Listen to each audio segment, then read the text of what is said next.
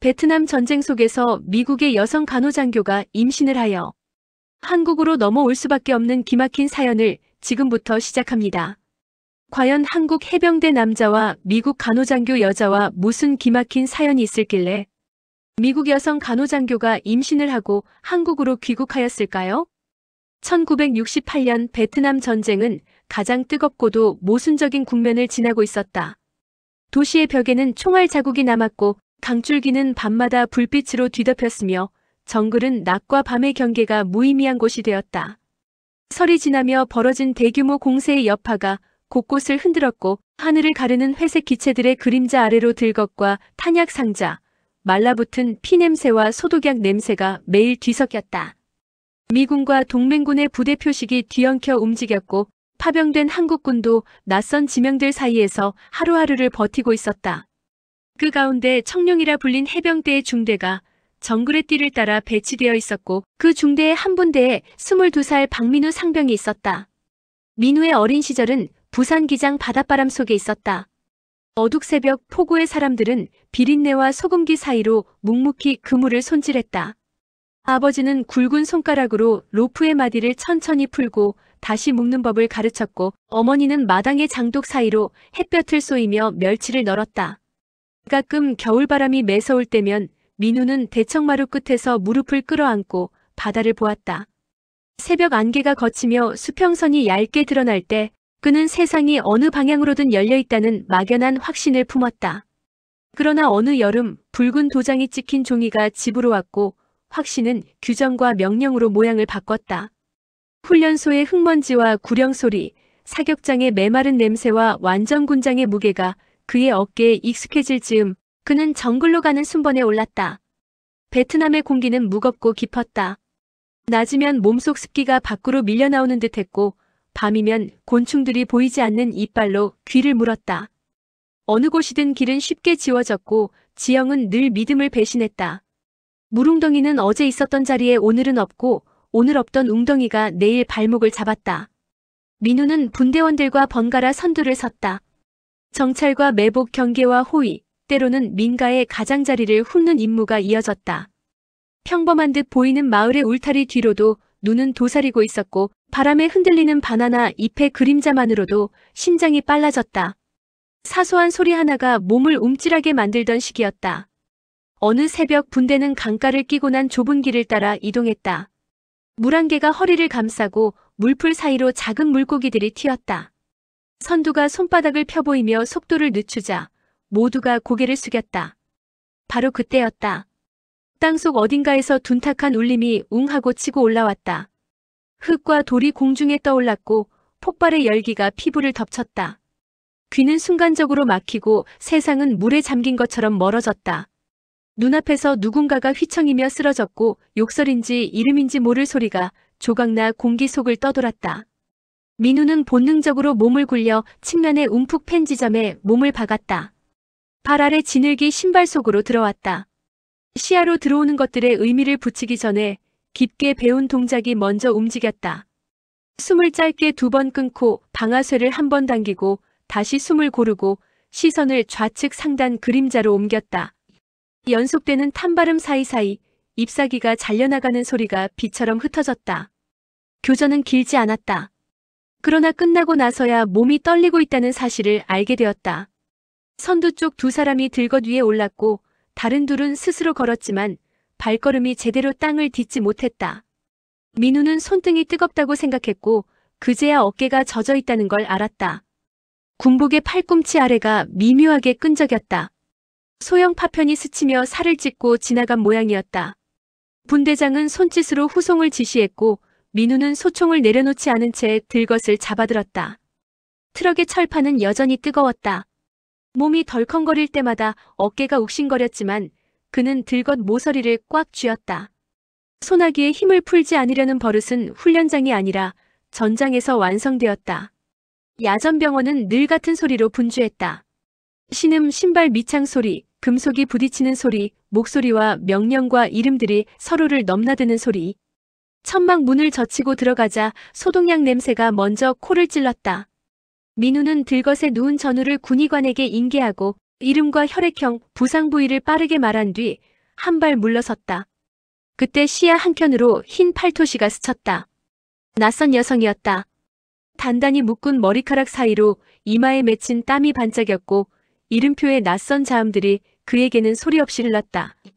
그녀는 붕대를 벗기고 상처를 확인한 뒤 군의관에게 짧게 무언가를 말하고 다시 환자의 팔을 잡아 고정했다.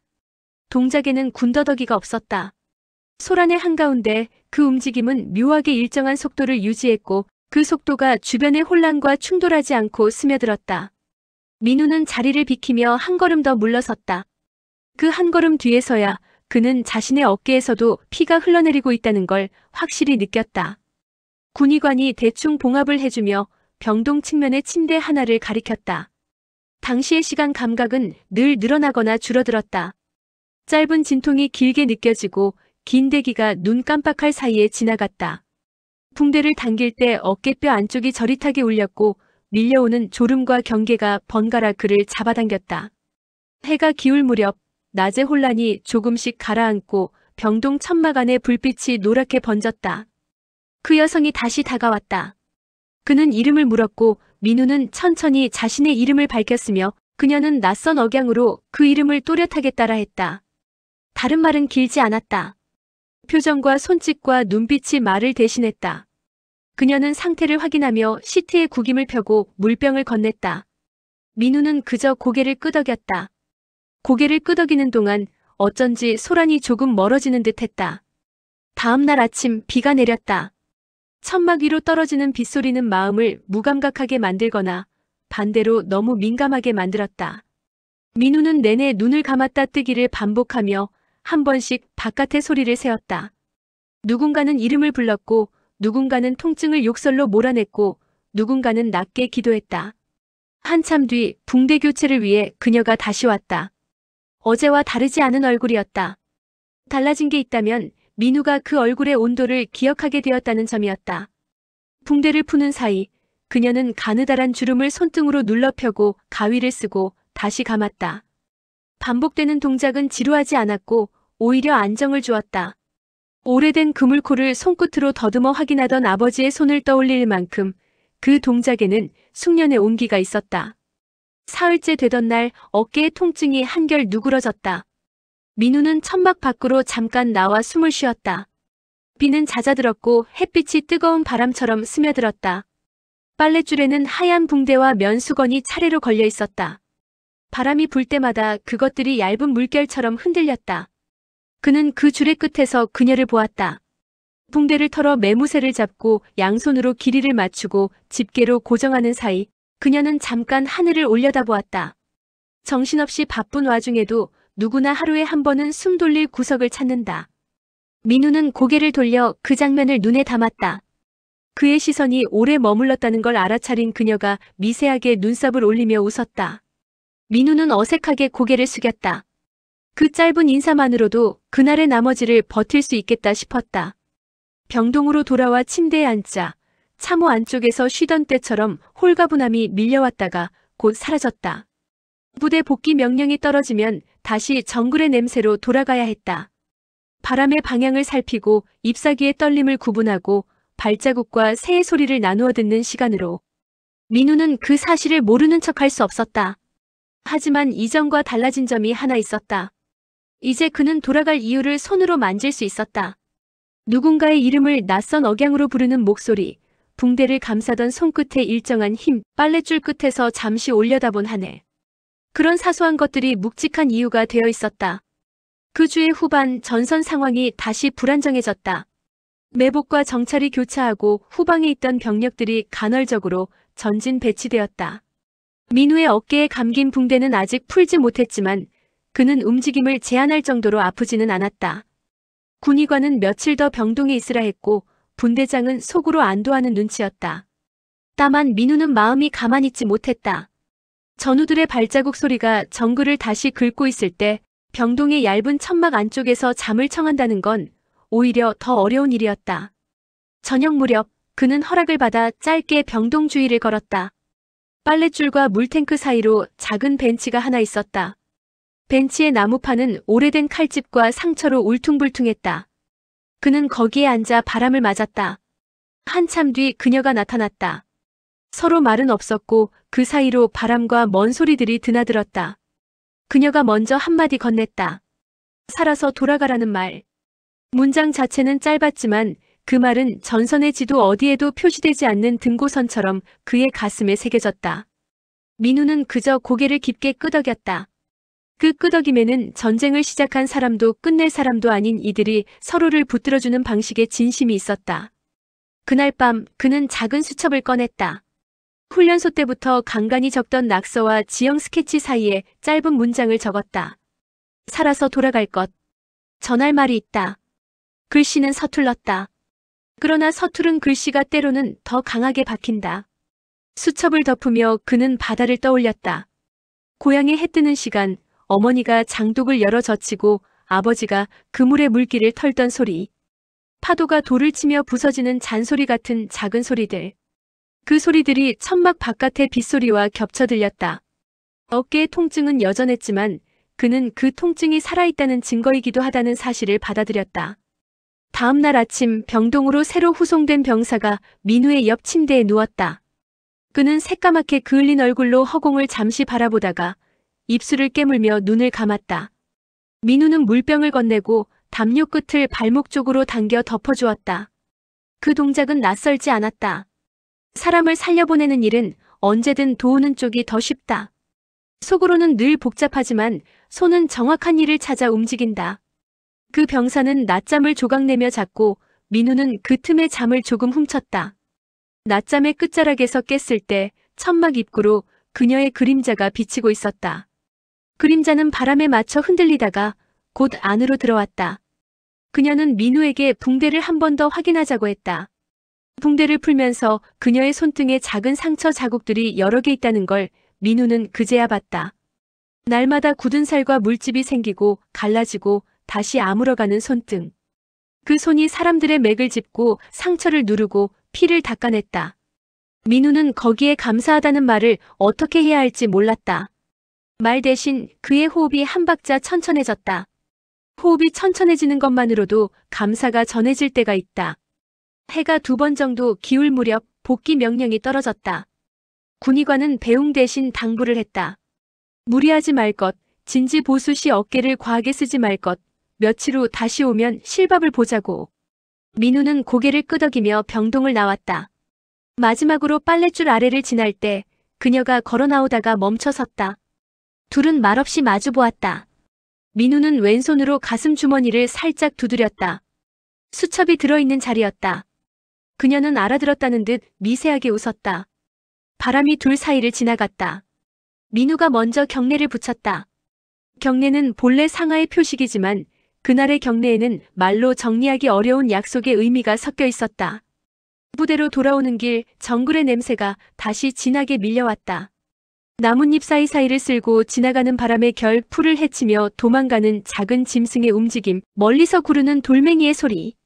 그의 귀는 다시 전선의 감각으로 조율되었다. 그러나 그 감각의 중심에는 이전과 다른 무게가 놓여 있었다. 누군가의 목소리, 빨랫줄의 흰 물결, 벤치의 거친 나무결, 천막 안쪽의 노란빛. 사소하고 연약한 것들이 생각보다 무겁다는 사실을 그는 알게 되었다. 그 무게는 방아쇠를 당기지 않아도 손을 떨리게 했고 반대로 방아쇠를 당겨야 할 때 손이 떨리지 않게 만들기도 했다. 모순적인 듯 보이지만 전장에서는 그런 모순들이 사람을 붙들었다. 밤에 비가 쏟아졌다. 진지의 흙벽이 젖고 수통에 물이 닿는 소리가 무릎을 타고 올라왔다. 하늘은 번개로 잠깐씩 밝아졌다가 다시 어둠으로 꺼졌다. 민우는 방수포를 뒤집어 쓰고 엎드려 있었다. 어깨의 통증이 비와 섞여 묘하게 순해졌다. 그는 눈을 감고 귓속의 소리들을 세었다. 바람, 빗방울, 나뭇가지, 젖은 흙, 멀리서 한 번씩 울리는 금속성의 떨림. 그리고 그 모든 소리 너머 누군가가 조용히 하고 간 짧은 문장 하나. 살아서 돌아가라는 말. 그 말은 물에 젖지 않았다. 불에 타지도 않았다. 소리의 층을 넘어 계속해서 떠올랐다. 그는 그 말의 끝에 스스로의 말을 덧붙였다. 돌아가서 전할 말이 있다. 그 말을 붙들고 다시 눈을 떴다. 며칠 뒤 전선의 긴장은 또 한 번 솟았다. 민우의 분대는 좌측 능선의 길목을 맡았다. 야간 교대에 들어서기 전 분대장은 목소리를 낮추어 말했다. 오늘은 바람이 다르다. 민우는 바람을 맡아보았다. 실제로 달랐다. 습기와 흙냄새 사이로 금속의 얇은 맛 같은 것이 섞여 있었다. 교대가 시작되고 얼마 지나지 않아 능선 아래쪽에서 작게 나뭇가지 부러지는 소리가 들렸다. 모두 숨을 죽였다. 긴 시간은 늘 사람들이 그 안에서 각자의 싸움을 하는 동안 길어졌다. 놀람과 두려움과 초조가 순서 없이 오왔다. 그러나 희미한 신호가 한 번 지나고 두 번 지나 셋째 신호에 이르자 민우의 몸은 먼저 반응했다. 그는 몸을 낮추며 사격각을 좁혔다. 처음 두 발은 바람을 가르고 지나갔다. 세 번째 발이 나무 뚱치의 옆을 잡았다. 어둠 속에서 작은 신음이 끊겼다.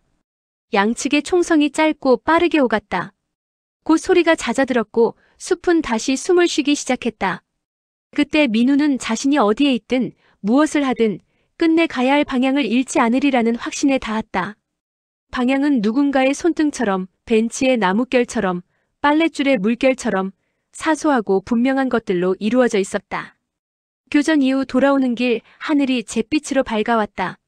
새들이 동시에 우는 것도 같고 동시에 울지 않는 것도 같았다. 진지 앞에 도착해 헬멧을 벗자 이마에서 식은땀이 식어갔다. 그는 방수포 아래에서 작은 수첩을 다시 꺼내 한 줄을 덧붙였다. 오늘도 살아있었다. 전할 말이 더 자랐다. 수첩을 덮고 나니 어깨의 통증이 조금 더 멀어졌다. 통증은 사라지지 않았지만 통증이 가리키는 방향이 있었다. 그 방향은 병원의 노란빛으로 이어지고 빨랫줄의 흰 물결로 이어지고 누군가의 목소리로 이어졌다. 그날 저녁 보급로를 타고 간단한 물자와 함께 작은 과일 몇 알이 도착했다. 병사들은 농담을 주고받으며 그 과일을 나누었다. 민우는 하나를 조심스레 군복주머니에 넣었다. 다음 연락 임무 때 야전병원 쪽으로 갈 수 있다는 소식이 있었다. 그는 괜히 주머니를 만지작거렸다. 과일 한 알이 사람을 어린아이처럼 만든다. 그가 품은 과일은 병원에 닿기 전까지 몇 번이나 손에서 손으로 옮겨졌고 끝내는 반쯤이 멍들었다. 그래도 좋았다. 멍이 든 것은 모양이고 건네려는 마음은 모양보다 컸다. 이틀 뒤 연락 임무가 주어졌다. 간단한 문서와 물자 확인, 전달과 서명. 병원에 도착하자 그는 먼저 행정실로 발을 옮겼다. 도장을 받고 나오는데 복도 끝에서 그녀가 걸어왔다. 땀과 피와 소독약 냄새가 여전히 뒤섞여 있었지만 그 냄새 속에서도 그녀의 얼굴은 또렷했다. 서로 한 박자 늦게 고개를 숙였다. 민우는 말없이 주머니에서 과일을 꺼내 내밀었다. 그녀는 잠깐 놀란 얼굴로 과일을 받아들고 아주 작은 목소리로 고맙다는 뜻을 전했다. 말은 짧았다. 그러나 짧은 말은 길게 남는다. 그녀가 과일을 건네받아 손바닥 위에 올려놓는 동안 민우는 그 장면을 오래 기억하리라 예감했다. 돌아서는 길 병동의 창문에 그의 그림자가 겹쳐졌다. 창 안쪽에서 누군가가 신음하면 그녀가 달려가고 누군가의 이름이 불리면 그녀가 대답했다.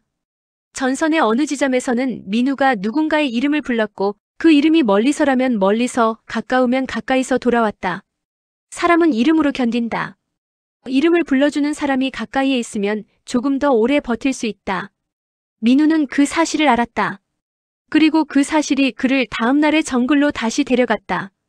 밤이 오면 정글은 더 무성해졌다.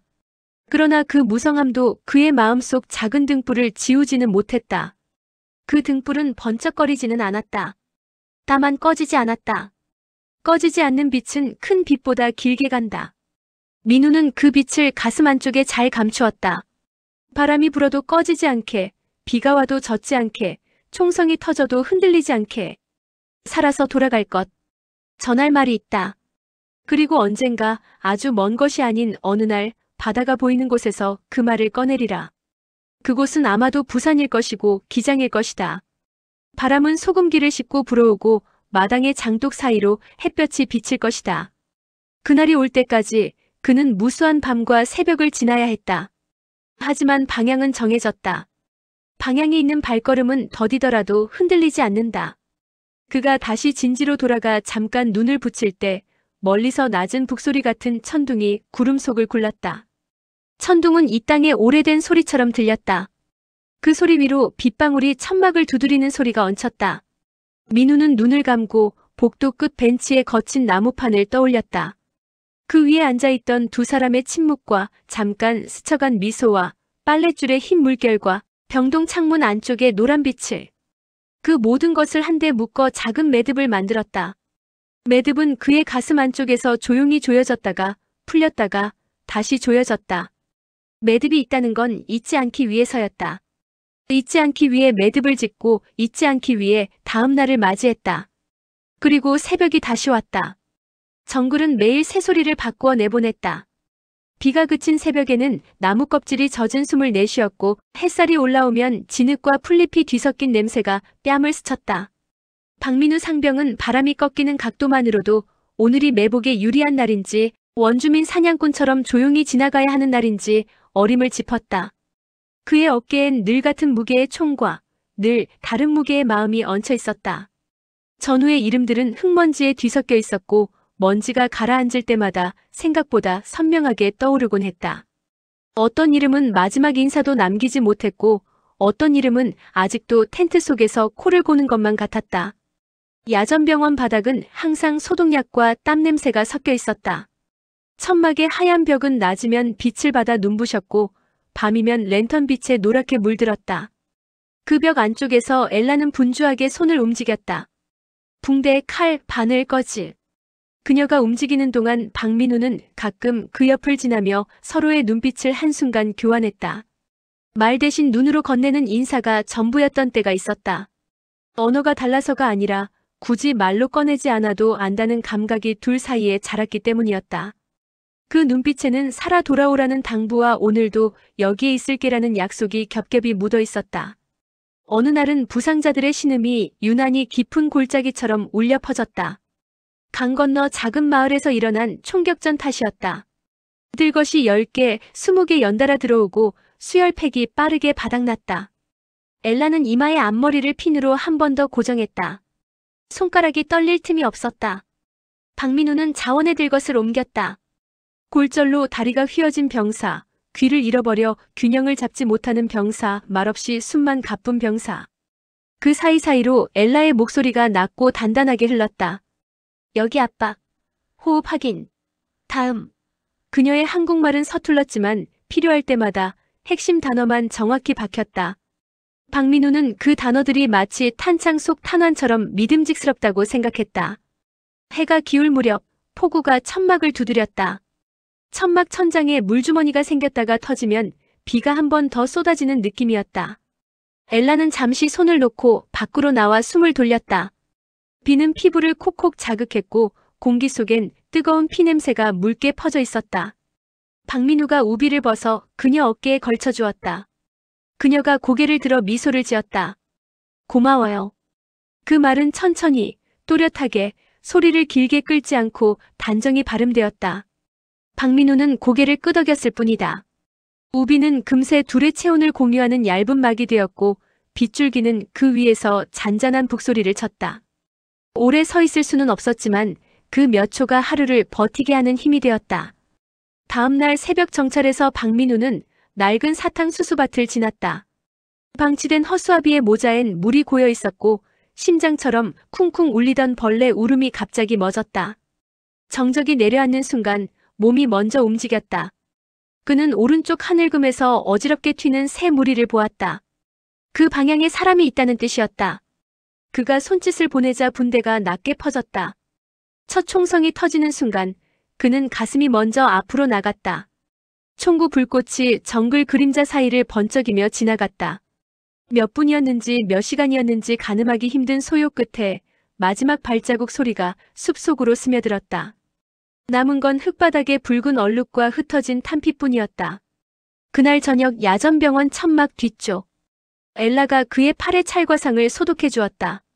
소독약이 스며들 때 살같이 매웠지만 그는 오히려 안도했다. 살아있다는 감각은 때로 고통의 형태로만 확인되었으니까. 다쳤을 때 바로 와요. 그녀가 낮게 말했다. 약속. 그는 고개를 끄덕였다. 말없이 내민 손이 손등 위로 닿았다가 아주 가볍게 떨어졌다. 그 짧은 다음이 이상하리만큼 오래 남았다. 그들의 관계에는 어떤 규칙이나 선언이 없었다. 다만 서로가 서로의 무사함을 빌고 가능할 때 얼굴을 확인하며 아주 가끔은 같은 별빛 아래서 숨을 고르는 일이 전부였다. 하지만 전쟁은 작은 전부들을 흔들어 놓는데 악착같이 능했다. 며칠 뒤 보급로가 끊겼다는 소식이 들어왔다. 의료품 상자들이 도착하지 못했고 거지와 붕대가 빠르게 줄었다. 엘라는 헌천을 삶아 재사용해야 했다. 박민우는 분대장 허락을 받아 빈 탄약 상자에 마을로 내려갈 물품 목록을 적었다. 알코올, 거즈, 바늘, 해열제. 정글길은 이미 밤이었고 달은 흐린 구름 뒤에서 타원형의 흠집처럼 어렴풋했다. 그가 마을에 도착했을 때 노인의 집에서 희미한 불빛이 새어나왔다. 그곳엔 알코올이 있었다. 노인은 물건 대신 손등 위에 고여있던 흉터를 가리켰다. 오래전 사슬에 묶였던 흔적이라고 했다. 박민우는 고개를 숙여 인사를 하고 노인이 내민 작은 목걸이를 쥐어주머니에 넣었다. 노인은 말했다. 이 목걸이 전쟁 끝나면 사랑하는 사람에게 주시오. 박민우는 노인의 배인 듯한 목소리를 오래 잊지 못했다. 캠프로 돌아와 상자를 천막 안에 내려놓자 엘라의 눈이 반짝였다. 이거면 오늘 밤은 버틸 수 있어요. 그녀가 숨을 고르며 말했다. 두 사람은 상자를 사이에 두고 앉아 목록을 정리했다. 비닐이 바스락거리는 소리, 멀리서 들려오는 개구리 합창, 랜턴 불빛의 흔들림. 그 밤은 희한하게 고요했고 고요한 만큼 마음이 더 떨렸다. 엘라는 손가락으로 상자 모서리를 문질렀다. 가끔 내가 무엇을 지키고 있는지 스스로에게 묻곤 해요. 목숨, 원칙, 명예. 그녀가 잠시 웃었다. 그런데 요즘은 사람의 얼굴이 먼저 떠오르네요. 박민우는 대답하지 않았다. 다만 노인이 준 목걸이를 꺼내 조심스럽게 그녀의 손바닥 위에 올려놓았다. 전쟁이 끝나면 돌려줘요. 엘라가 눈을 들었다. 랜턴 불빛이 그녀의 눈동자에 떠올라 그 안에 작은 불씨가 생겼다. 끝나면 같이 가요? 그녀의 한국말은 느렸지만 단단했다. 박민우는 아주 천천히 고개를 끄덕였다. 다음 날 오전 상공을 가르던 헬기의 그림자가 갑자기 흔들렸다. 야전병원에 폭발음이 연달아 울렸고 흙먼지가 천막으로 휘몰아쳤다. 박민우는 반사적으로 엎드렸다가 곧바로 일어나 들것이 있는 쪽으로 뛰었다. 엘라는 어느새 환자 위에 몸을 숙여 출혈을 막고 있었다. 그의 귀에는 초고주파처럼 얇은 공포의 소음이 맴돌았지만 손은 정확히 움직였다. 그는 들것을 부축하고 삐걱대는 철제 침대를 밀며 어깨로 군의관의 등을 받쳤다. 한동안 모든 소리가 한 덩어리로 섞여 있었다. 비명, 명령, 파열음. 그리고 어느 순간 소리가 서서히 물러났다. 남은 건 심장 뛰는 소리와 거친 숨뿐이었다. 밤늦게 비가 다시 왔다. 쉼없는 밤비 속에서 엘라는 혼자 텐트 옆 그늘에 기대 앉아 있었다. 박민우가 조심스레 다가가 앉았다. 빗물이 우비 끝을 타고 흘러 떨어졌다. 둘 사이에 말이 자라지 않았다. 대신 서로의 침묵이 자랐다. 엘라가 입술을 열었다. 두려운 건 죽음이 아니에요. 그녀는 한 번 숨을 고르고 말을 이었다. 모르는 사이에 누군가를 강하게 사랑하게 된 거. 그 사실이 두려워요. 잃을까봐. 박민우는 빗소리 사이로 자신의 심장 고동을 들었다. 그는 아주 간단한 말을 골랐다. 잃지 않도록 할게요. 그 말은 약속이라기보다 살고자 하는 의지의 다른 표현이었다. 엘라는 그 말을 오래 들었다. 마치 그 말이 빗줄기 사이를 걸어 자신에게 올 때까지 기다리는 듯했다. 며칠 후 사흘 밤낮을 버티던 비가 멈추자 캠프에는 병든 고요가 내려앉았다. 모두가 잠깐씩 쓰러져 잠들었고 깨어나면 다시 물을 데우고 바늘을 삶았다. 그 시간 사이사이에 작은 소식들이 끼어들었다. 전선 북쪽에서 교전이 심화되었다는 소식, 새로 부임한 장교가 원칙을 칼날처럼 들고 왔다는 소식, 보급이 일주일 더 늦어진다는 소식. 소식들은 항상 사람의 얼굴 뒤로 들어와 그 얼굴의 표정을 조금씩 바꾸어 놓았다. 엘라의 표정도 달라졌다. 피곤해서만은 아닌 변색이었다. 그녀가 갑자기 속이 울렁거린다고 했다. 처음엔 피로 때문이라고 생각했다. 그러나 몇 날 며칠이 지나도 그 울렁임은 사라지지 않았다. 어느 조용한 오후 엘라는 간단한 검사를 스스로 해보았다. 조심스럽고 천천히 하지만 결론은 너무 또렷했다. 그녀는 박민우를 천막 뒤쪽으로 불렀다. 빛이 덜 닿는 모기들이 도사리는 그늘이었다. 그녀는 말없이 그를 보았다. 먼저 올라온 건 미소였고 곧이어 떨림이었다. 우리 아마 그녀는 단어를 고르느라 잠시 눈을 감았다. 아기. 그 단어가 입술에서 빠져나오는 순간 정글의 모든 소리가 멈춘 듯했다. 매미가 울지 않고 개구리가 숨을 죽이고 멀리서 기차가 지나가던 소리마저 끊긴 것 같았다. 박민우는 한 발짝 다가섰다. 아무 말도 하지 못했다. 그의 손이 허공에서 맴돌다가 마침내 그녀의 손등 위로 조심스럽게 내려앉았다. 그 손길에 그녀가 아주 천천히 그러나 확실히 고개를 끄덕였다. 겁나요? 그녀의 목소리는 너무 작아서 바람이 방향을 조금만 틀어도 들리지 않을 만큼이었다. 하지만 기뻐요. 두 감정이 한 문장 안에서 서로를 덮었다가 물러나기를 반복했다. 그날 밤 박민우는 한참을 텐트 천장을 보며 누워 있었다. 장정들이 내뿜는 규칙적인 숨소리, 가끔 뒤척이는 소리, 부직포 침낭이 스치는 소리. 그는 손을 눈 위에 올려 어둠을 눌렀다. 어린 시절의 겨울밤이 떠올랐다. 손목에 새끼줄을 감아 썰매를 끌던 기억, 군고구마 냄새, 눈밭을 가르는 웃음소리. 그 기억들은 너무 멀어서 만지면 부서질 것 같은 빛깔이었다. 엘라와 아기의 미래를 생각하자 그 빛깔들이 갑자기 현재의 색으로 돌아왔다. 그는 그 빛을 붙잡고 싶었다. 그 빛이 전쟁의 바람에 꺼지지 않도록 몸으로 감싸고 싶었다. 그러려면 살아야 했다. 단순하고 어려운 결론이었다. 다음 날 아침 그는 분대장에게 전출 요청을 했다. 위험도가 높은 정찰 대신 병참 호송 임무로 옮겨달라는 요청이었다. 분대장은 눈썹을 찌푸렸다. 이유. 짧은 질문이 칼끝처럼 떨렸다. 박민우는 잠시 침묵했다. 전쟁터에서 이유는 때로 변명이 되고 때로 진심이 된다. 그는 정면을 보았다. 살아야 할 이유가 생겼습니다. 분대장은 그 눈빛을 오래 들여다보았다. 그리고 짧게 고개를 끄덕였다. 허가. 도장은 큰 소리로 종이에 내려앉았다. 그 소리가 이상하리만큼 햇빛에 반사되어 들렸다. 병참 호송은 다르면서도 같았다. 총구의 불꽃보다는 도로의 폭발물이 더 두려웠고 매복의 그림자 대신 사소한 방심이 나는 사고가 무서웠다. 하지만 그 두려움 속에서 박민우는 엘라의 얼굴을 더 자주 떠올렸다.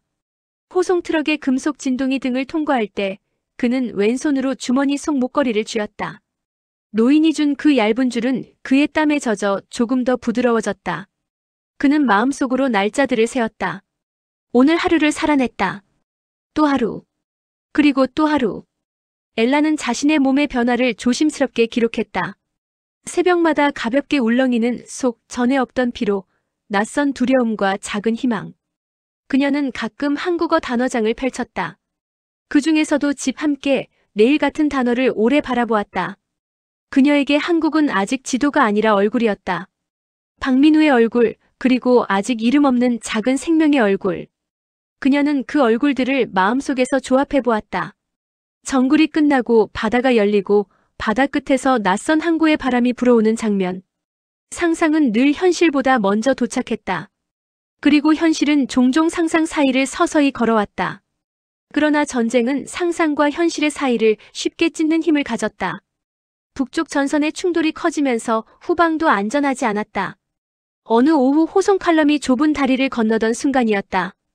첫 번째 트럭이 다리를 무사히 지났고 두 번째 트럭이 중간에 이르렀을 때 돌 위로 스치는 작은 불꽃이 번쩍했다. 폭압이 허공에서 펼쳐지고 쇠조각과 흙덩이가 우박처럼 쏟아졌다. 박민우는 본능적으로 몸을 던져 운전병을 끌어내렸고 동시에 귀에 날카로운 휘파람 소리가 꽂혔다. 먼지가 걷히자 다리는 절반이 찢겨 있었다. 그 뒤에 트럭들이 연달아 멈췄다. 사방에서 욕설과 지시가 튀어나왔다. 그는 무릎과 팔꿈치를 아스팔트에 긁히는 것도 있고 화염에 휩싸인 짐칸 쪽으로 달려갔다. 의료 상자, 해열제, 알코올, 거즈. 불길이 상자 표면을 핥고 있었다. 그는 군화로 화염을 찍어 누르고 헝겊을 벗어 손을 감싼 뒤 상자를 끌어내렸다. 상자는 그의 체중만큼 무거웠다. 팔에는 힘줄이 솟고 눈에는 매캐한 연기가 스며들었다. 누군가가 뒤에서 욕을 섞어 소리쳤다. 미쳤냐, 상병. 그는 대답하지 않았다. 다만 상자를 안전한 곳으로 옮기고 그 위에 자신의 몸을 엎드려 덮었다. 불길이 가라앉고 연기가 누그러졌을 때 그는 상자 모서리 위에 이마를 잠시 기댔다. 살아냈다는 감각이 또 한 번 고통의 형태로 돌아왔다. 손바닥이 화끈거렸고 피부가 당겼다. 그러나 상자는 온전히 남았다. 그가 병원으로 돌아왔을 때 엘라는 그를 보자마자 얼굴이 굳었다. 손. 그 한 단어로 모든 지시가 끝났다. 그녀는 그의 손에 찬물을 천천히 흘려주었다. 물 위로 뜨는 연기처럼 통증이 올라왔다. 그녀는 바늘을 준비하고 화상 연고를 조심스럽게 발랐다. 손끝이 닿을 때마다 그의 어깨가 미세하게 떨렸다. 엘라는 그의 눈을 보지 않았다. 대신 그의 손등 위에서 아주 작지만 확실한 떨림을 보았다. 그리고 그 떨림 뒤로 숨어있는 결심을 보았다. 무모하지 말아요. 그녀가 낮게 말했다. 같이 가야 하니까. 그 말은 처음으로 두 사람의 미래를 하나의 주어로 묶었다. 박민우는 그 묶음의 무게를 느꼈다. 기꺼이 떠안을 수 있는 무게였다. 며칠이 지나 후방 이동 명령이 떨어졌다. 야전병원의 일부와 병참분대가 순차적으로 철수해 해안 쪽으로 내려간다는 내용이었다. 종이장 위에 찍힌 활자들은 쉬워 보였지만 그 활자가 현실이 되는 길은 험했다. 정글의 길은 갑자기 깊게 패인 수로처럼 변했고 강은 전날과 다른 방향으로 흘러갔다. 트럭은 자주 멈췄고 사람들은 더 자주 쉬었다. 그때마다 누군가는 노래를 흥얼거렸다. 돌아갈 수 있을 것 같은 노래, 돌아갈 수 없을 것 같은 노래. 엘라는 그 노래를 작은 목소리로 따라 불렀다. 그녀의 발걸음은 몸의 변화만큼이나 조심스러웠지만 눈빛은 전보다 밝았다. 박민우는 뒤에서 그녀의 걸음을 살폈다. 조금만 험한 길이 나오면 먼저 내려 손을 내밀었다. 그녀는 그 손을 잡고 짧게 숨을 쉬고 다시 걸었다. 그들의 걸음 사이로 아직 이름 없는 삶이 함께 걸었다. 해안의 공기는 정글과 달랐다. 소금 냄새가 코끝을 찔렀고 수평선 위로 새하얀 햇빛이 길게 늘어졌다. 야전병원은 임시 방파제 옆에 새로 자리 잡았다. 천막은 바람에 덜 흔들렸고 물은 정글의 웅덩이보다 덜 탁했다. 밤이면 파도 소리가 랜턴 불빛과 섞여 낮은 자장가처럼 들렸다. 그곳에서 그들은 드물게 긴 잠을 잤다. 엘라는 새벽마다 바다를 바라보며 배를 감싸쥐었다. 박민우는 모래 위에 얕은 구덩이를 파고 목걸이를 넣었다가 다시 꺼내 손바닥 위에 올려보곤 했다. 노인이 준 말이 겨우 이해되는 듯 했다. 전쟁이 끝나면 사랑하는 사람에게 주어야 할 것. 그는 그 약속을 마음속에서 여러 번 되뇌었다. 하지만 전쟁은 끝을 약속하지 않는다. 해안의 고요는 때때로 포성으로 깨졌고 밤바다는 가끔 섬광으로 흰색이 되었다. 철수 명단은 매주 바뀌었다. 한 주에는 엘라의 이름이 올랐고 다음 주에는 빠졌다. 명단의 흔들림은 그들의 심장 박동을 흔들었다. 그러던 어느 날 두 사람의 이름이 같은 종이에 나란히 적혔다. 임시 휴전선 남쪽으로 이동, 이후 본국 혹은 연합국 의료기지 재배치 예정. 종이는 얇았지만 무거웠다. 엘라는 종이를 두 손으로 들고 오래 바라보았다. 그리고 박민우를 보았다. 말로 확인할 필요가 없었다. 같이 가요. 그녀가 말했다. 같이 가자. 그가 대답했다. 떠나는 날 새벽 바다는 유난히 잔잔했다. 군항의 철제 난간이 차갑게 식어 있었고 선착장에 서 있는 사람들의 그림자가 길게 늘어졌다. 트럭이 서고 사람들의 발이 철판 위로 올라갔다. 엘라는 짐가방을 한 손에 들고 다른 손으로 배를 감싸쥐었다. 박민우는 그녀의 뒤를 바짝 따랐다. 그 순간 멀리서 경보가 울렸다. 휴전선 근처에서 충돌이 재개되었다는 신호였다. 이동이 지연될 수 있다는 방송이 이어졌다. 사람들의 표정에 얇은 균열이 생겼다. 그러나 바다는 여전히 잔잔했고 햇빛은 여전히 수평선 위에서 넓게 퍼졌다. 엘라는 박민우의 손을 꼭 잡았다. 지연되어도 괜찮아요. 그녀가 말했다. 우리는 이미 같이 가고 있으니까. 그 말은 단순했지만 흔들리지 않았다. 박민우는 손에 든 목걸이를 그녀의 손바닥으로 옮겼다. 얇은 줄이 그녀의 피부 위에서 반짝였다. 전쟁이 끝나면 그가 조심스럽게 말했다. 이걸로 새로운 약속을 하자. 엘라는 고개를 끄덕였다. 파도 소리가 철제 난간 아래로 와르르 부서졌다. 그 소리는 이상하게도 사람의 심장 소리와 닮아 있었다. 일정은 바뀔지 몰라도 약속은 바뀌지 않았다. 그들은 잠시 눈을 감았다. 그리고 같은 방향을 떠올렸다. 거센 바람이 불어도 서로를 가릴 수 있는 어깨, 낯선 도시의 골목에서 웃음을 터뜨릴 수 있는 저녁, 눈 내리는 겨울밤 창문에 맺힌 성애를 함께 지우는 아침. 방송이 다시 흘렀다. 출항은 해가 기울기 전으로 재조정. 사람들 사이에서 낮은 탄성이 퍼졌다. 긴장과 안도가 뒤엉켜 바다 냄새와 섞였다. 엘라는 배 위 난간에 손을 얹고 멀리 수평선을 바라보았다. 눈동자에 작은 빛이 하나 더 생겼다. 그녀는 속으로 아기의 이름을 여러 번 불러보았다. 소리내지 않고 아주 조용히, 그러나 또렷하게. 그 이름은 아직 세상에 없었지만 이미 두 사람의 마음 위를 걸어다녔다. 박민우는 그녀의 옆에서 바다를 보았다. 그에게도 바다는 새로웠다. 이 바다를 건너면 그는 처음으로 전쟁이 아닌 이유로 길을 걸을 수 있을 것이다. 그 이유는 두 개의 심장과 하나의 작은 심장이었다. 해는 천천히 기울었고 배의 엔진이 낮게 웅웅거렸다. 갑판 위에 부는 바람은 견고하고 차고 앞으로 나아가는 냄새가 났다. 그들은 한 번 더 손을 맞잡았다. 약지와 약지 사이에 목걸이에 얇은 줄이 끼었다. 아주 가느다란 선 하나가 두 사람의 손을 더 단단히 묶어주었다. 저편에서 경적이 울렸다. 출항을 알리는 소리였다. 군항의 밧줄이 풀리고 배가 아주 천천히 미끄러졌다. 바다가 배 밑을 받쳐 올렸다. 엘라는 숨을 깊게 들이마셨다. 소금기와 철 냄새와 랜턴의 기름 냄새, 그리고 어딘가에서 구워지는 빵 냄새가 섞인 공기. 그녀는 속으로 중얼거렸다. 같이. 박민우도 같은 단어를 마음속에서 되뇌었다. 같이. 그때 하늘 끝에서 짙은 구름이 모여들기 시작했다. 날씨는 또 변덕을 부렸다. 그러나 이미 그들은 알고 있었다.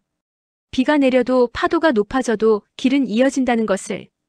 전쟁은 끝을 약속하지 않지만 사람은 서로에게 끝이 아닌 시작을 약속할 수 있다는 것을.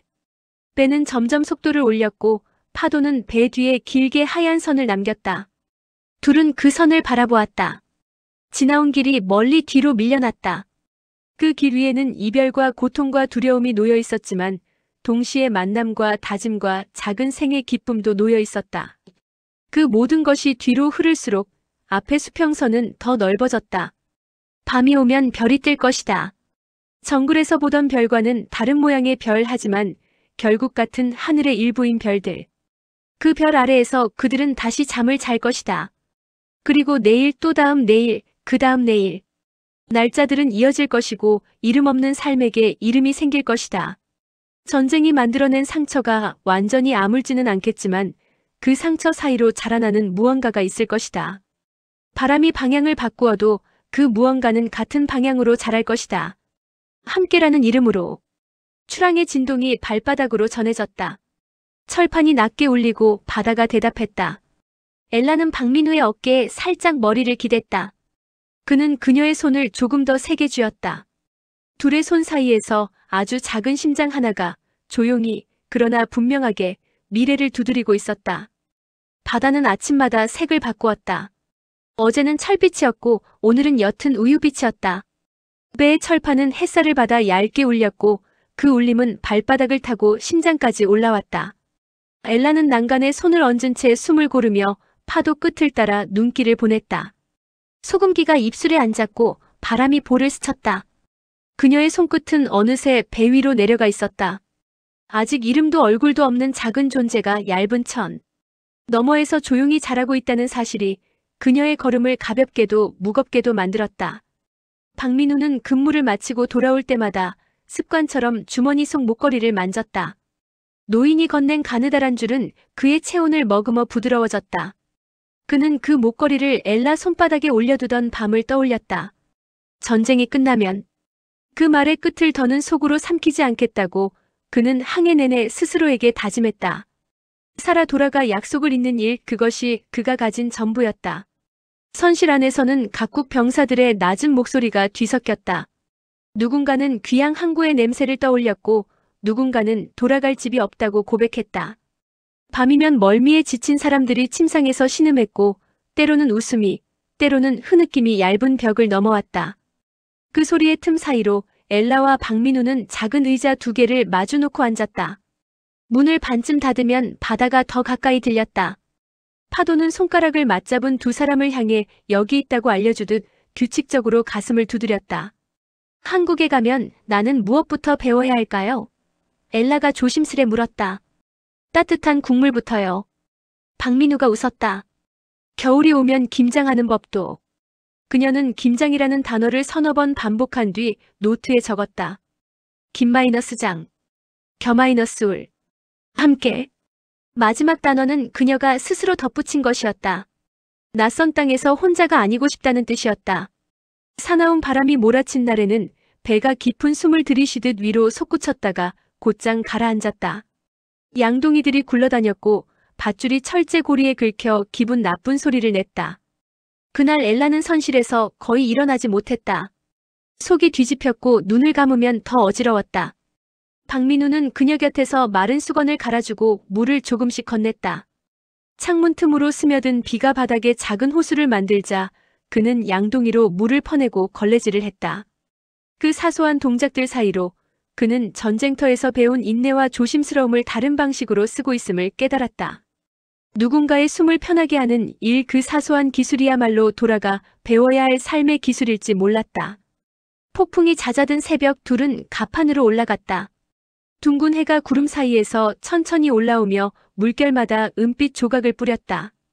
엘라는 난간을 잡고 다른 손으로 배를 감싸쥐었다. 살아있어서 고마워요. 그녀가 속삭였다. 우리 모두에게요. 그리고 앞으로 태어날 한 사람에게도. 박민우가 대답했다. 항해에는 편지의 시간이 있었다. 기항지마다 우편 자루가 오고 갔다. 엘라는 본국의 동료에게 썼다. 나는 이제 한국으로 갑니다. 지켜낸 얼굴과 놓친 얼굴을 셉니다. 옳았는지 묻지 않으려 합니다. 남은 것을 지키려 합니다. 박민우는 서툰 글씨로 고향의 우체국 주소를 적었다. 나는 집을 지을 것입니다. 비 오는 날 처마 밑에서 국수 냄새가 나는 집. 마당에 나무를 심고 그늘 아래서 아이가 자라도록. 어느 기항지에서 시장의 종이 등불이 낮에도 흔들렸다. 실로 꿰맨 작은 인형을 파는 노파가 손짓하자 엘라는 동전을 꺼냈다. 파란 천인형 하나를 집어들고 흰 천인형을 박민우에게 건넸다. 2 사람이 함께. 노파가 알아들을 수 없는 말로 중얼거렸지만 의미는 충분했다.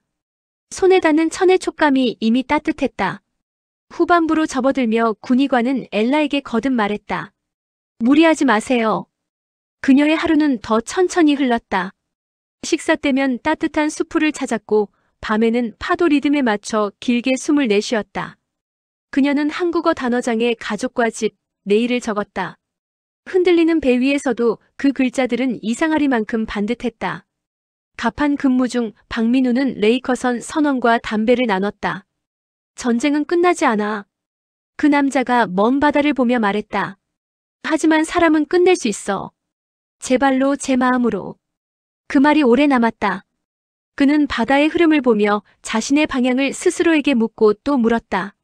마지막 기항지를 떠날 때 경적이 길게 울렸다. 하늘은 넓었고 바다는 그보다 넓었다. 엘라는 철판의 미열을 발바닥으로 느끼며 눈을 감았다. 너의 첫 바다는 이렇단다. 거칠고 넓고 그래도 결국 우리를 데려다주는 길이야. 그녀의 침묵이 작은 생명에게 닿는 듯했다. 어느 밤 가판에서 소동이 났다. 한 병사가 과로와 멀미로 쓰러졌다.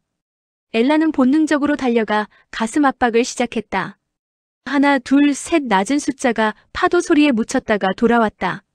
이내 병사의 가슴이 미세하게 들썩이며 눈꺼풀이 떨렸다. 뒤늦게 달려온 박민우가 담요를 펼쳐 덮었다. 2 사람은 서로를 잠깐 바라보았다. 피로와 안도 말없이 나는 확신이 그 사이에 있었다. 우리는 아직 쓸모가 있다. 우리는 서로를 그리고 다른 누구를 살릴 수 있다. 별이 가깝던 밤 엘라는 아이 이름 후보를 종이에 적었다. 한국식 이름과 영어식 이름이 나란히 누웠다. 몇 이름에는 동그라미가 생기고 몇 이름은 조용히 지워졌다. 어떤 이름을 골라도 아이는 우리의 발음으로 자랄 거예요. 박민우가 말했다. 당신 어머니가 부르면 예쁘게 들렸으면 좋겠어요. 엘라가 답하자 그는 짧게 숨을 고르고 고개를 끄덕였다. 대답은 애잔했지만 슬픔만은 아니었다. 새로움이 스며 있었다. 안개가 배를 감싸는 새벽 백고동이 길게 울렸다. 갑판에 선 사람들의 어깨가 동시에 떨렸고 누군가는 십자가를 쥐었으며 누군가는 조용히 눈을 감았다. 박민우는 난간을 잡은 오른손에 힘을 주고 왼손으로 엘라의 손을 감쌌다. 고지야. 곧 땅 냄새가 날 거야. 함께. 한 단어가 바람을 타고 퍼졌다. 안개 너머 어딘가에서 삶이 다시 시작되는 기척이 가까워졌다. 관제탑 신호가 떨어지고 수평선 위로 낮고 길게 뻗은 육지의 그림자가 나타났다. 배의 엔진이 속도를 낮추자 바다의 호흡도 함께 잦아들었다. 누구도 먼저 환호하지 않았다. 사람들은 제 가슴에 도착한 무언가를 영접하듯 조용히 숨을 들이마셨다. 우리가 가는 곳이 곧 우리의 집이 될까요? 엘라의 목소리가 작게 떨렸다. 우리가 집을 만들면 그곳이 집이 되겠죠. 박민우는 그렇게 답했다. 접안 준비가 시작되었다. 선원들이 밧줄을 정리하고 군의관이 하선 순서를 확인했다. 두 사람의 이름은 같은 줄에 적혀 있었다. 그 사실만으로도 충분했다. 배가 부두에 가까워질수록 항구의 소음이 미세하게 커졌다. 갈매기가 낮게 내려와 울었고 멀리서 기적 소리가 답했다. 바닷바람 속에 섞인 육지의 냄새가 코끝에 닿았다. 기름 젖은 나무, 각 구운 빵, 그리고 사람들. 엘라는 숨을 길게 들이마셨다. 작은 생명도 함께 숨을 들이마시는 듯 했다. 곧이어 확성기가 하선을 지원한다고 알렸다. 항구인파 통제와 우선 이동부대 때문에 잠시 기다리라는 지시였다. 얇은 실망의 막이 내려앉았지만 금방 거쳤다. 기다림은 모든 도착의 일부였고 그들은 이미 너무 많은 기다림을 통과해왔다. 박민우는 엘라의 어깨에 담요를 조금 더 감싸주었다. 조금만 더. 우리는 이미 도착해 있어요. 그녀의 미소에 답이 있었다. 하선 순서가 조정되어 둘의 줄이 앞당겨졌다. 철제 계단이 내려오고 인부들이 밧줄을 고정했다. 신분증을 손에 쥔 사람들이 자신의 차례를 기다렸다. 그때 엘라가 갑자기 배를 감싸주며 숨을 들이켰다. 괜찮아? 괜찮아요. 아마 긴장이 풀려서. 잠깐의 통증은 물결처럼 스쳐갔다. 둘은 서로를 안심시키듯 웃었다. 이윽고 두 사람의 이름이 한 호흡으로 불렸다. 계단 위 박민우는 주머니에서 목걸이를 꺼냈다. 얇은 줄과 작은 펜던트가 햇살을 받아 번졌다. 이 약속 계속해요. 끝까지. 손을 맞잡고 첫 계단을 디뎠다. 철판이 짧게 울렸고 그 울림은 뒤늦게 바다에 전해졌다. 내려가는 길은 유난히 길어 보이다가 한순간 짧아졌다. 발바닥 아래의 감촉이 바뀌는 그 한 걸음이 모든 것을 갈랐다. 바다와 육지, 떠남과 도착, 전쟁과 삶. 엘라는 낮게 웃었다. 우리는 잘 올 거예요. 우리는 이미 왔으니까. 박민우의 대답은 단단했다. 부두의 소음이 가까워졌다. 확성기의 지시, 인부들의 외침, 먼 도시의 차소리. 그 사이로 갈매기의 울음이 한 번 더 울었다. 둘은 잠시 하늘을 올려다보았다. 하늘은 맑았고 바람은 앞으로 불었다. 그 바람을 타고 다음 걸음을 내디뎠다. 그 걸음은 곧 낯선 땅의 냄새로 이어졌다. 검역과 신원 확인, 간단한 문진과 예방 접종 확인이 남아있었다. 창고를 개조한 대기장에는 긴 의자들이 줄지어 있고 오래된 목재 냄새와 바닷바람, 사람들의 옷에 밴 기름 냄새가 뒤섞였다. 아이와 먼저 돌아온 병사가 사진을 꺼내 보이며 말했다. 돌아가면 이 종이 비행기를 진짜로 날려 보일 거예요. 아무도 웃지 않았다. 모두가 고개를 끄덕였다. 각자의 종이 비행기가 있었다. 통역장교가 엘라에게 조심스레 서류를 건넸다. 거주와 신분 절차에 시간이 걸릴 수 있습니다. 동행인의 보증이 있다면 빨라집니다. 박민우는 주저없이 도장을 찍었다. 작은 사각형 안에서 그의 이름이 선명해질 때마다 마음속에서도 또 하나의 도장이 찍혔다. 여기서 살겠다. 이 사람과 이 아이와. 잠깐의 휴식이 주어지자 둘은 창고 뒤 작은 골목으로 나왔다. 바다는 담벼락 너머로 물러났지만 바람 한 가닥이 여전히 소금기를 품었다. 골목 끝 포장마차에서 기모른 국수 냄새가 났다. 박민우는 2 그릇을 주문했다. 엘라는 젓가락을 조심스레 쥐고 국물을 떠 입술에 대었다. 뜨거움에 눈을 크게 뜨더니 금세 웃었다. 당신 말이 맞아요. 따뜻한 국물이 먼저네요. 그는 면을 조금 떼어 그녀의 그릇에 얹어주었다. 그 작은 움직임에서 이미 집이 시작되고 있었다. 해가 기울 무렵 항구의 스피커가 다시 울렸다. 다음 절차는 내일 아침으로 미뤄졌다. 사람들은 아쉬운 숨을 내쉬었지만 소라는 없었다. 기다리는 법을 오래 배웠기 때문이었다.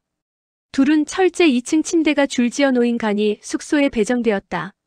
엘라는 창가에 앉아 멀리 등대 불빛이 한번 켜지고 한번 꺼지는 것을 보았다. 규칙적인 깜빡임이 태동을 닮아 있었다. 박민우는 그녀 곁에 앉아 신발끈을 풀었다. 불빛이 천장에 작은 파문을 그렸다. 민우.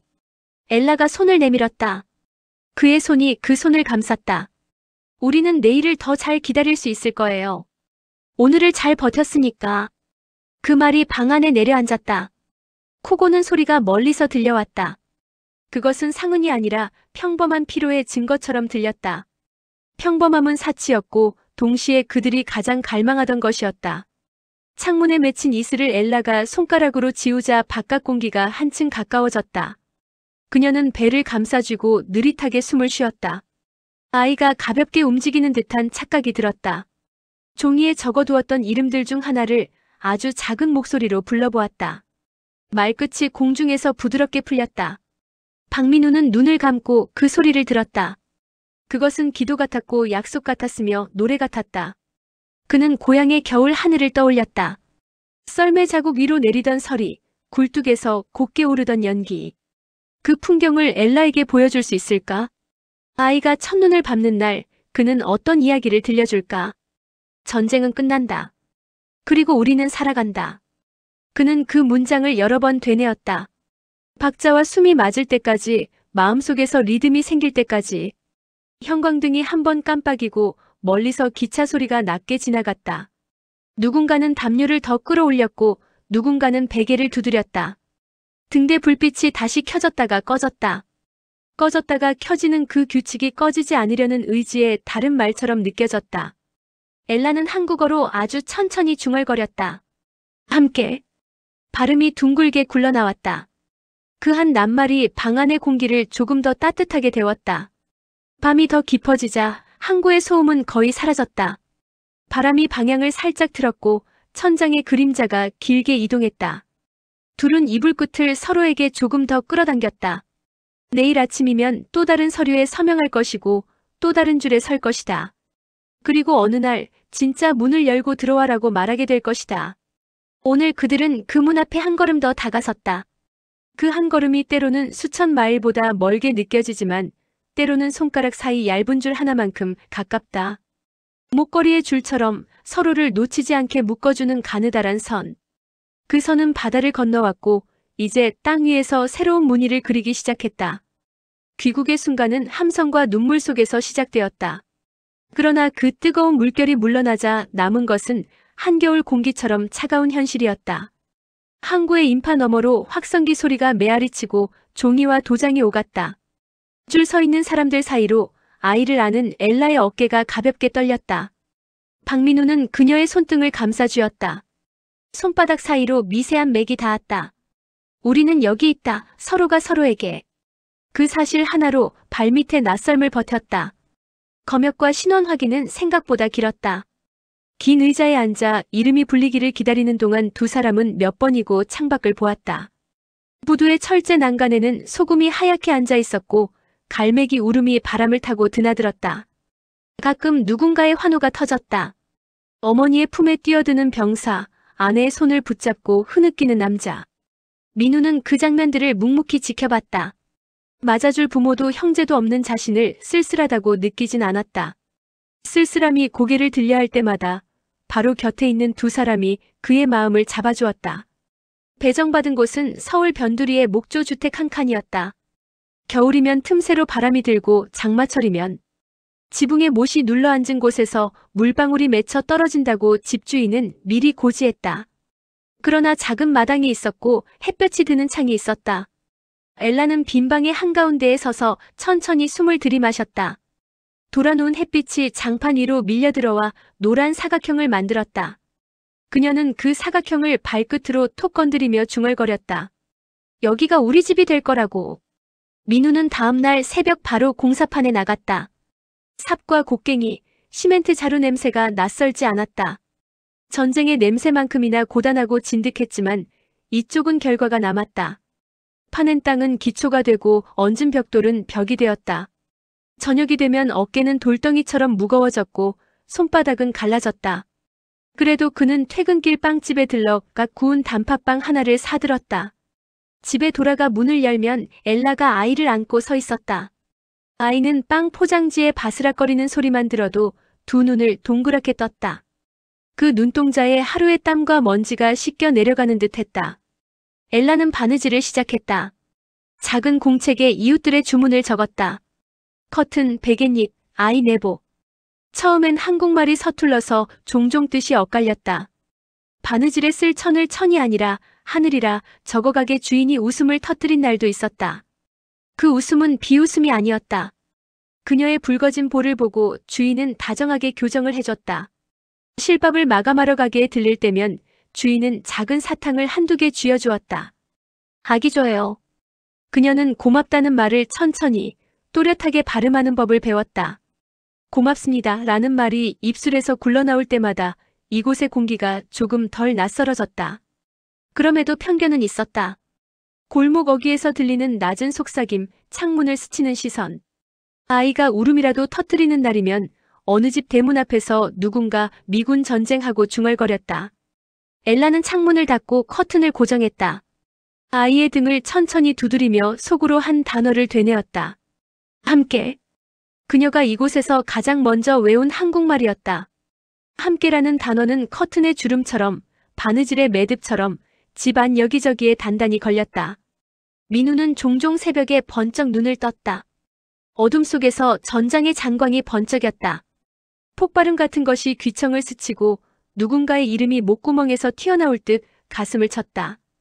그는 몸을 일으켜 앉아 숨을 고르며 손바닥을 바라보았다. 정글에서 베인 작은 흉터, 화염에 데인 듯 울퉁불퉁한 자국들. 손가락 사이로 바람이 드나들었다. 여기는 한국이다. 끝났다. 끝났다. 그는 자기 자신에게 속삭였다. 옆을 보면 엘라와 아이가 자고 있었다. 엘라의 입술은 살짝 벌어져 있었고 아이의 손은 무언가를 움켜쥐려는 듯 공중에서 작게 오므라들었다. 그 작은 손을 조심스레 자신의 손가락에 걸어보았다. 따스한 체온이 전해졌다. 그 온기가 마치 새벽 안개의 결을 부드럽게 바꾸어 놓는 것 같았다. 어느 비오는 오후 공사판에서 다투는 소리가 났다. 노임이 밀렸다는 말에 몇몇 노동자들이 흥분했다. 민우는 말없이 삽을 들고 자갈을 옮겼다. 그날은 이상하게 시간이 더디 갔다. 빗방울이 모래 위에 구멍을 뚫을 때마다 그의 마음에도 작은 구멍이 뚫렸다. 퇴근길 그는 평소보다 빵을 하나 더 샀다. 집에 돌아와 문을 열자 방 안에서 국물 냄새가 났다. 멸치와 무로 낸 국이었다. 엘라는 사골 대신 멸치를 삶아 국을 내는 법을 어떤 이웃에게서 배워왔다. 뜨거운 김이 서리는 사발을 받아들고 첫 숟가락을 입에 대는 순간 민우는 잠깐 눈을 감았다. 국물의 온도가 식도를 타고 내려가 가슴에 고였다. 눈꺼풀 뒤로 하루의 빗방울 소리가 잦아들었다. 전우들의 술자리에 나갔던 날 밤 그는 오랜만에 크게 웃었다. 그러나 웃음은 오래가지 못했다. 술 기운이 오르자 누군가가 농담처럼 중얼거렸다. 야, 너는 전쟁이 만든 그림자랑 사는 거야. 그 말은 방 안의 연기처럼 허공에 떠 있었지만 비수처럼 정확했다. 민우는 잔을 내려놓았다. 혀끝까지 올라온 말들이 있었지만 그는 삼켰다. 자리에서 일어나 밖으로 나왔다. 겨울 공기가 볼을 때렸다. 그는 한동안 숨만 쉬었다. 숨을 쉬고 또 쉬었다. 집에 돌아와 신발을 벗는데 손가락이 말을 듣지 않았다. 엘라는 묻지 않았다. 대신 그의 외투를 벗겨 걸어주고 물을 건넸다. 물잔을 잡은 그의 손등에 그녀의 손이 올라왔다. 무겁지도 가볍지도 않은 무게. 그 무게가 그를 다시 방 안으로 불러들였다. 아이의 첫걸음은 생각보다 빠르게 찾아왔다. 마룻바닥을 짚고 일어나 한 걸음, 그리고 한 걸음. 엘라는 환호성을 지르며 아이를 안아들었다. 민우는 손뼉을 쳤다. 아이는 웃다가 갑자기 울음을 터뜨렸다. 놀라서였는지 기쁜데 표현할 방법을 몰라서였는지 알 수 없었다. 세상에 첫 발을 내딛는 일은 언제나 눈물과 웃음이 겹친다는 걸 그날 세 사람은 동시에 배웠다. 겨울이 깊어가던 어느 밤 아이의 이마가 뜨겁게 달아올랐다. 체온계의 빨간 줄이 가파르게 올랐다. 엘라의 얼굴에서 피가 가셨다. 약국에 달려갔지만 약값이 빠듯했다. 민우는 망설이지 않고 밖으로 뛰어나갔다. 눈이 내리기 시작한 골목에서 그의 숨은 하얗게 흩어졌다. 군 시절 인연이 있던 군의관이 근무하는 보건소까지 거리는 멀었다. 그는 거의 달렸다. 밤골목의 가로등은 한 칸 밝고 두 칸 어두웠다. 어둠을 지나 밝음으로 들어설 때마다 그는 아이의 얼굴을 떠올렸다. 그 얼굴을 밝은 쪽으로 데려가야 했다. 보건소 창문에는 불이 켜져 있었다. 문을 두드리자 군의관이 나왔다. 민우는 한마디로 상황을 설명하지 못하고 헐떡였다. 군의관은 이해한다는 듯 고개를 끄덕이고 약봉지를 내밀었다. 해열제와 수분 보충제를 함께 건네며 말했다. 전쟁에서 살아남은 건 앞으로 살아야 한다는 뜻이야. 그 말은 꾸짖음이 아니었다. 먼 길을 돌아온 사람에게 건네는 인정의 손길처럼 들렸다. 민우는 연신 고개를 숙여 인사하고 다시 달렸다. 돌아오는 길의 어둠은 올 때보다 덜 차가웠다. 손에 쥔 약봉지의 미열이 손바닥으로 번졌다. 아이의 이마에 젖은 수건을 얹고 작은 입술에 약을 대며 밤을 넘겼다. 아이의 울음이 잦아들 때마다 두 사람의 가슴도 조금씩 가벼워졌다. 신이 난 듯 전멸하던 전등 아래에서 그림자가 길어졌다가 짧아졌다. 엘라는 한 손으로 아이의 등을 어루만지고 다른 손으로 민우의 팔꿈치를 잡았다. 우리는 잘하고 있어요. 서툰 억양이었지만 그 문장은 단단했다. 새벽녘 아이의 열이 서서히 내려갔다. 두 사람은 서로를 바라보며 아주 작게 웃었다. 두려움의 봉우리 하나를 넘어온 얼굴이었다. 봄이 오자 마당의 흙냄새가 달라졌다. 민우는 삽을 가져와 구덩이를 팠다. 엘라는 씨앗을 건넸다. 어디에서 얻어온 것인지 종이봉투에 무궁화라고 적혀 있었다. 둘은 작은 묘목을 심었다. 흙을 덮고 발로 꾹꾹 눌렀다. 아이는 옆에서 흙을 손에 쥐어 던지며 깔깔 웃었다. 묘목의 가느다란 줄기 끝에 아주 작은 싹이 말리듯 붙어 있었다. 민우는 그 싹을 오래 보았다. 누군가의 약속이 저렇게 작고 연약한 모양일 수 있다는 걸, 그리고 그 연약함이 단단함의 시작일 수 있다는 걸 그는 처음으로 믿었다. 이웃들과의 거리는 조금씩 좁혀졌다. 골목 끝 분식집 주인은 아이가 지나가면 오징어 한 조각을 젓가락 끝에 얹어 흔들었다. 아이가 받아먹으면 주인은 윙크를 했다. 우체국 창고 직원은 엘라의 어눌한 발음에도 인상을 찌푸리지 않고 한 글자 한 글자 또박또박 따라 읽으며 적어주었다. 편지를 넣는 손끝이 부드러워지는 걸 엘라는 보았다. 서점의 젊은 주인은 엘라에게 얇은 한국어 동화책을 권했다. 아이에게 읽어주면 좋을 거라고 말했다. 집으로 돌아오는 길, 그녀는 책을 품에 꼭 안았다. 손끝에 종이의 감촉이 닿자 심장이 조금 더 천천히 뛰었다. 그러나 쉽게 바뀌지 않는 것도 있었다. 골목 입구에서 담배를 피우던 청년 둘이 지나가는 엘라를 훑어보며 킥킥거렸다. 민우가 그 옆을 지나가다 눈을 마주쳤다. 청년 하나가 어깨를 으쓱하며 시선을 돌렸다. 아무 일도 일어나지 않았지만 아무 일도 일어나지 않은 채로 상처가 생겼다. 밤에 엘라는 홈질하던 바늘을 멈추고 한동안 창밖을 보았다. 나 때문에라는 말이 입술까지 올라왔다가 사라졌다. 민우는 그 입술을 보며 고개를 저었다. 우리는 함께야. 그는 그 말 이후에 어떤 설명도 덧붙이지 않았다.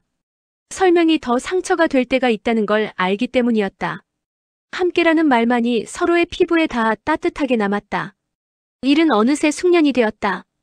민우는 벽돌을 쌓는 각도를 눈대중으로 맞출 수 있게 되었고 엘라는 커튼의 주름폭을 손끝의 기억으로 재단했다. 아이는 두 사람의 세계에서 가운데를 차지했다. 낮에는 마당에서 비누방울을 쫓아다녔고 밤에는 엘라의 동화책을 들으며 졸았다. 엘라는 한국어로 한 문장, 영어로 한 문장, 그렇게 번갈아 읽어주었다. 아이의 눈꺼풀이 천천히 내려앉을 때마다 그 문장들은 두 언어의 다리를 놓았다.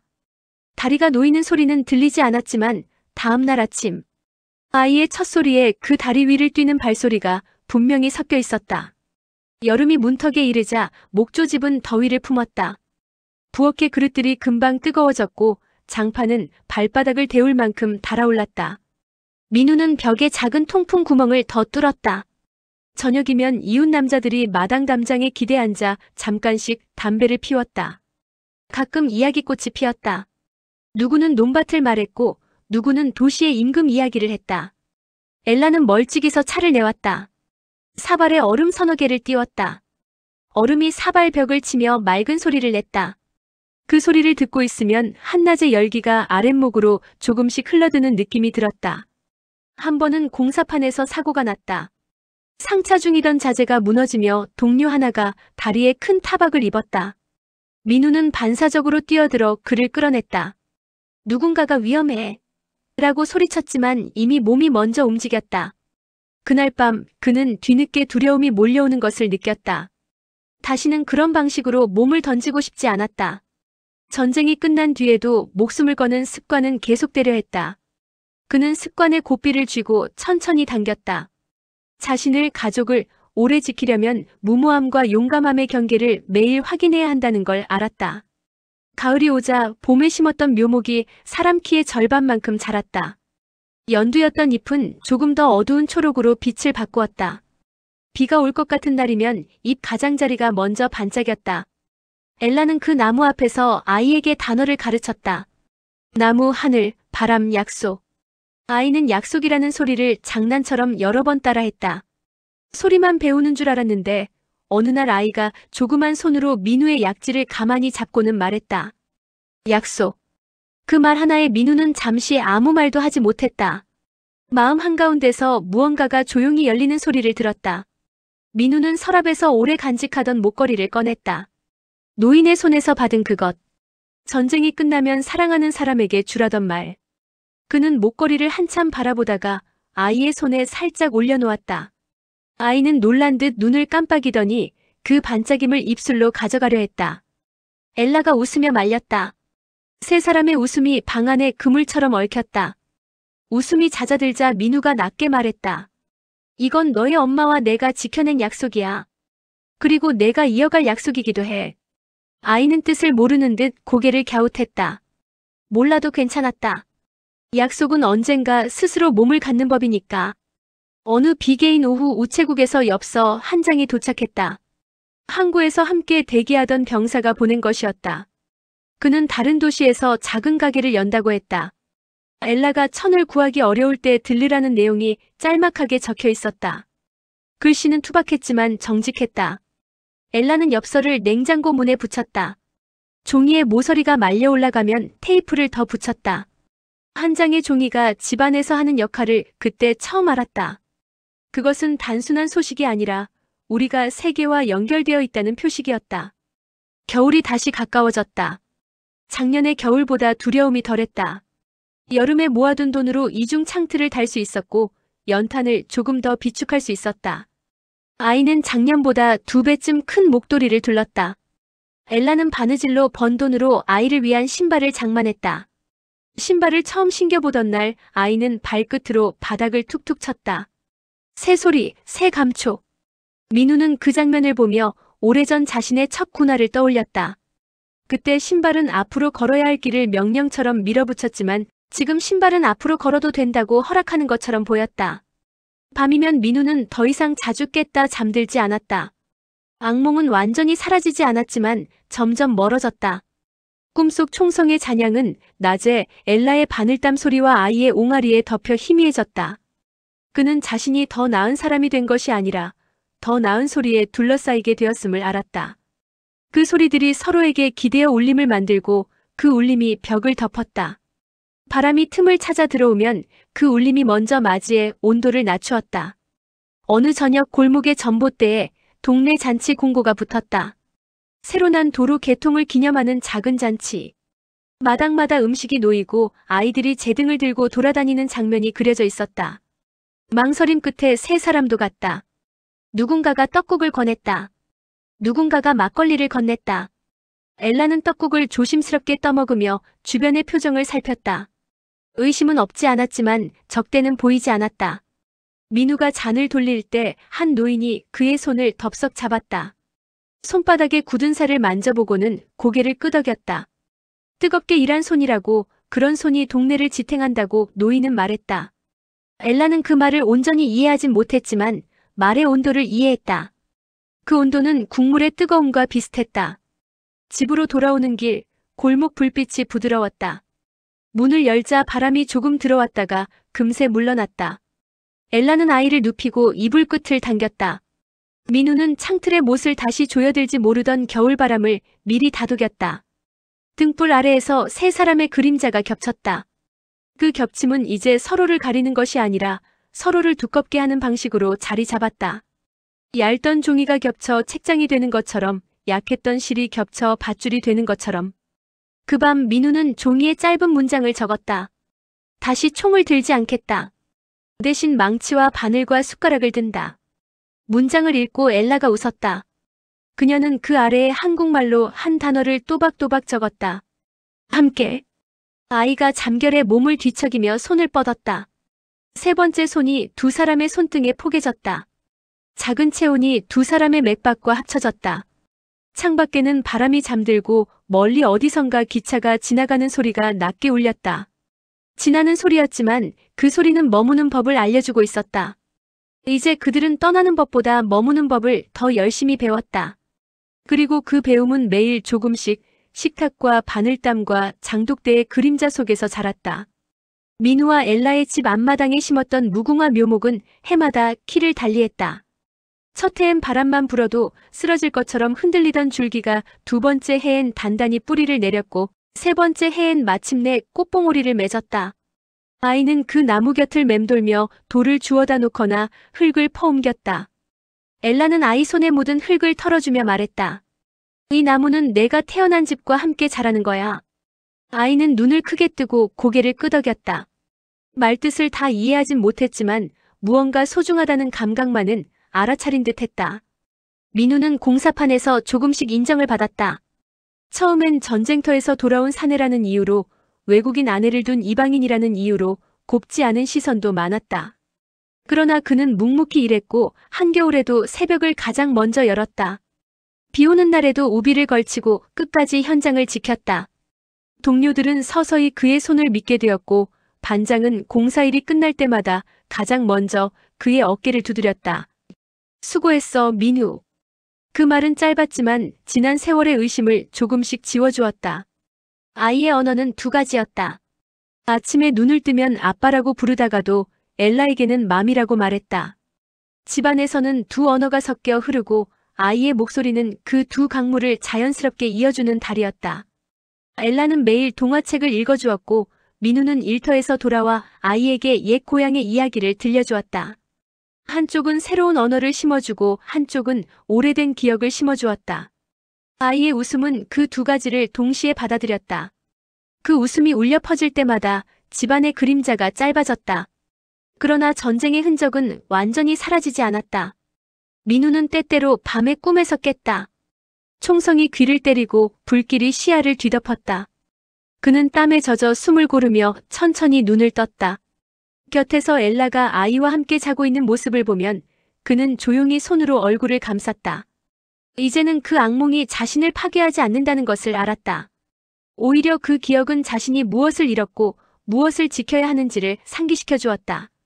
상처는 흔적이 되었고 흔적은 다짐이 되었다. 어느 봄날 마을 잔치가 열렸다. 새로 난 도로 개통을 기념하는 작은 행사였다. 사람들은 국밥을 나누고 아이들은 제등을 들고 거리를 뛰어다녔다. 엘라는 망설이다가 민우와 함께 아이를 데리고 나갔다.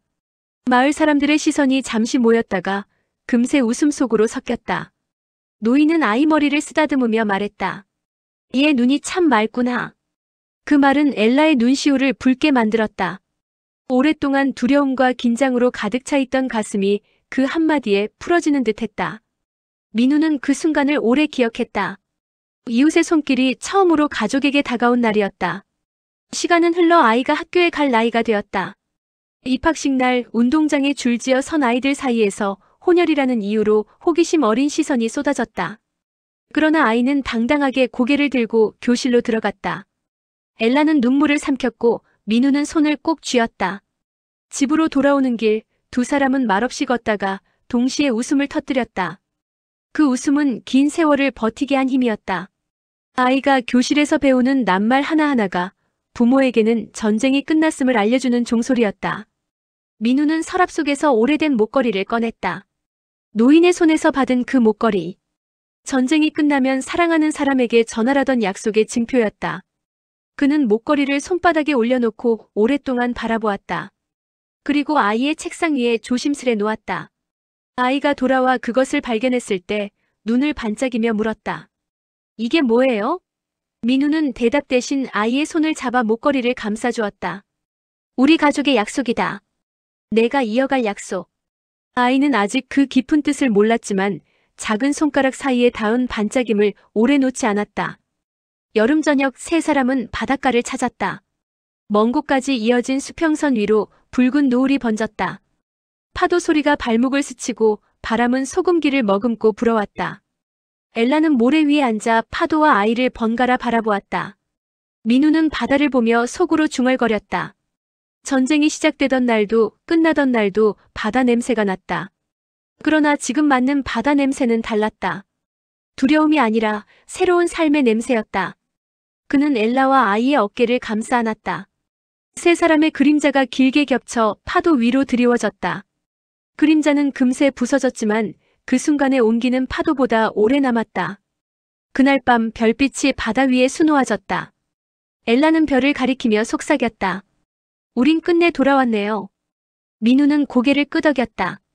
그래, 우리는 함께 돌아왔다. 그 말이 바람에 실려 파도 위로 번졌다.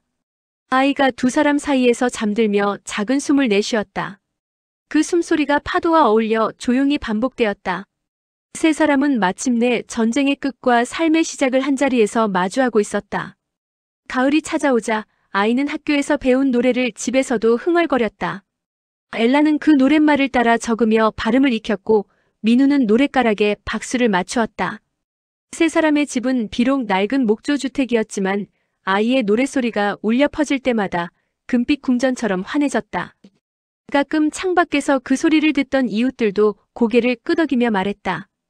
애가 참 밝다. 그 말 속에는 더 이상 이방인을 향한 경계가 없었다. 대신 동네의 한 아이로 인정하는 따스함이 묻어났다. 민우는 더 큰 공사 현장으로 옮겨갔다. 처음 맡은 일은 허드렛 일이었으나 그는 늘 제 시간에 도착했고 마지막까지 자리를 지켰다. 시간이 지나자 동료들은 그를 신뢰하게 되었고 결국 소규모 현장의 반장 일을 맡게 되었다. 그날 밤 그는 엘라와 마주 앉아 오래도록 침묵했다. 엘라가 웃으며 물었다. 좋은 일이죠? 민우는 짧게 고개를 끄덕였다. 전쟁터에서 총을 쥐었던 손이 이제는 집을 짓고 벽을 세우는 손이 되었다.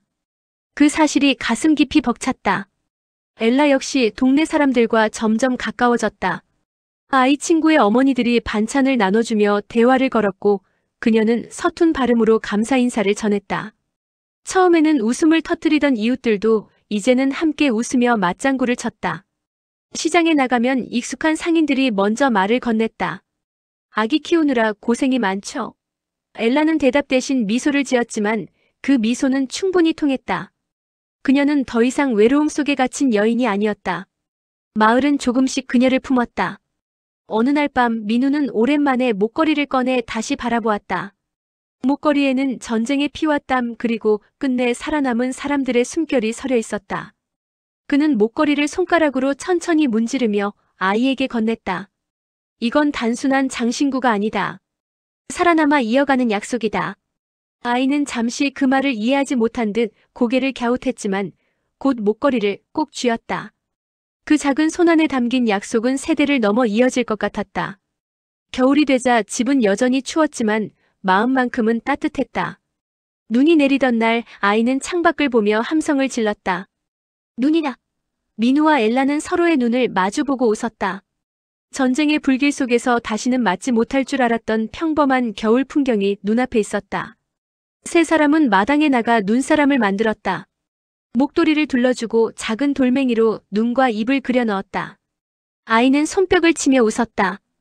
엘라는 그 웃음소리를 들으며 눈물을 삼켰다. 그것은 슬픔의 눈물이 아니라 살아남아 맞이한 기적 같은 일상의 눈물이었다. 세월은 빠르게 흘러갔다. 아이는 글자를 배우고 그림을 그리며 친구들과 뛰어놀았다. 민우는 여전히 현장에서 땀을 흘렸고 엘라는 집안에서 가족의 삶을 지켰다. 하지만 세 사람은 서로의 존재만으로도 충분했다. 전쟁은 그들에게 많은 것을 빼앗았지만 동시에 서로를 만나게 했고 가족이라는 새로운 세상을 열어주었다. 그 사실 하나만으로도 지난 상처는 의미를 가졌다. 어느 저녁 세 사람은 다시 바닷가를 찾았다. 파도는 여전히 밀려왔다 밀려갔지만 그 소리는 과거의 전쟁을 떠올리게 하지 않았다. 아이는 모래사장 위를 달리며 작은 조개 껍데기를 주웠고 엘라는 바람에 머리카락을 흩날리며 웃었다. 민우는 두 사람을 바라보며 마음속으로 중얼거렸다. 우리는 끝내 함께 돌아왔다. 바다는 그 말을 받아 파도 위로 흘려보냈다. 하늘의 별빛이 반짝이며 대답하듯 흔들렸다. 세 사람의 발자국은 모래 위에 나란히 남았다. 파도가 밀려와 흔적을 지워갔지만 그들의 약속은 결코 지워지지 않았다.